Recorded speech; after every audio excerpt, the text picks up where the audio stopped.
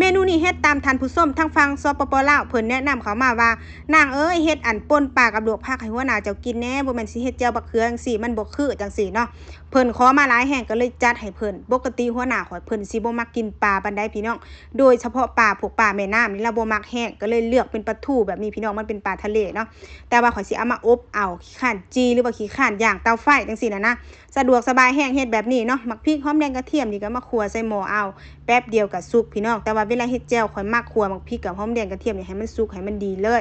ส่วนผักมื้อนี้ข่อยเลือกเป็นผักอันข้าวโพดอ่อนจังซี่กับมะละขี้นกพี่น้องแล้วก็อันบักเขือ 2-3 หมากแล้วก็มีผักสดอีกแน่ต้มผักปะไว้สิไปเบิ่งปลาทูนี่ก็สุกพอดีเลยเฮาสิเอาออกมาปะให้มันเย็นก่อนแล้วหลังจากนั้นเฮาจังแคะเอาแต่เนื้อหรือว่าเอากางมันออกให้มันหลายๆที่สุดเลยปลาทูนี่ย่างแบบนี้แล้วหอมๆพี่น้องกินกับตำบักทั่วคือสิแซ่บเบิ่งไปเบิ่งมานี่เนาะผักก็สุกพอดีเลยบาดนี้เครื่องเคียงหรือว่าของพร้อมมาตำกันเลยพี่น้องเอ้ยตำก็ตำแบบง่ายๆเลยใส่เกลือกับผงนัวเท่านั้นข่อยบ่ได้ใส่อันอื่นหลายกว่านี้เด้อพี่น้องตำให้มันละเอียดแล้วหลังจากนั้นเฮาก็เอาปลาทูลงไปใส่บัดนี้เนาะก็ตำโบ๊ะบะให้มันละเอียดเทื่อนึงถ้ามันแหลกได้ทีแล้วบัดนี้เฮาซิมเบิ่งรสชาติถ้ามันโอเคแล้วใส่ต้นหอมเลยพี่น้องผู้ใดเคยเฮ็ดใส่น้ำปลาแดกหรือว่าใส่น้ำปลาใส่น้ำมะนาวหน่อยนึงก็ได้คือกันแต่ว่าข่อยเฮ็ดแบบนี้เพราะว่าหัวหน้าข่อยเพิ่นมักกินแบบแห้งแบบนี้ถ้าเป็นป่นเนาะถ้าเป็นเฮ็ดเป็นน้ำหลายเพิ่นบ่มักอันเป็นเหลวๆจังซี่บาดนี้ก็ตักใส่จานไปเสิร์ฟให้เพิ่นเลยไผเคยเฮ็ดแบบนี้หรือว่าผู้ใดเคยกินแบบนี้มักแบบนี้เนี่ยพี่น้องส่วนตัวข่อยนี่ได้ซ้ำนี้